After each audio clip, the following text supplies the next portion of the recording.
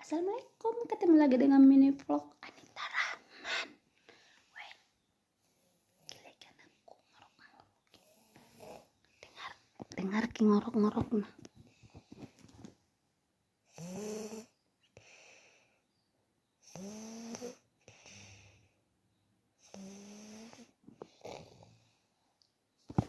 Itu bertanda dia nyenyak tidur, guys.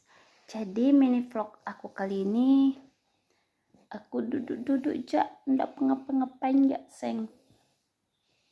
Cuma dengerin dengkurang anak. Berarti itu tandanya dia nyenyak tidurnya. Jadi bagi orang yang bobo atau tinro, kalau ngorok-ngorok gitu pasti nyenyak tidur nah. Melayang-layang guys.